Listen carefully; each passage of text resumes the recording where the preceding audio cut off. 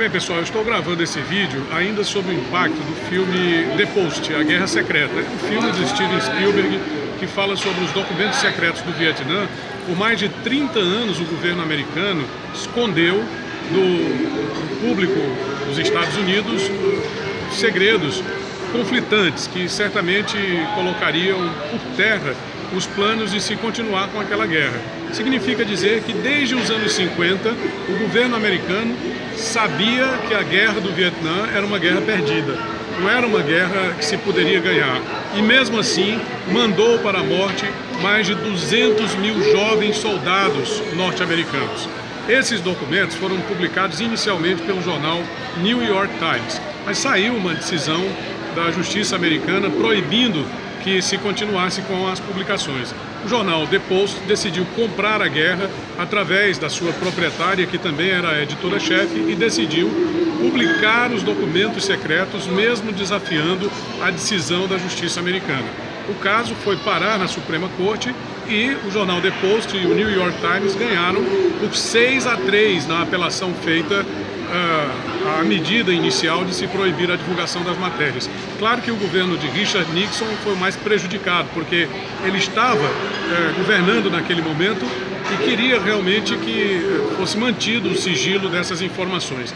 O grande problema era o seguinte: uma parte da guerra era para ajudar os comunistas, a outra parte da guerra para impedir para dar uma ajuda aos vietnamitas, impedindo que o regime que se instalasse fosse diferente daquele pretendido pelos americanos. Eu disse ajudar os comunistas, na verdade, defenestrar os comunistas. E a terceira parte, mais de 70% das motivações da guerra do Vietnã, era exatamente para que cada governo não ficasse envergonhado por ter sido derrotado naquele exato momento.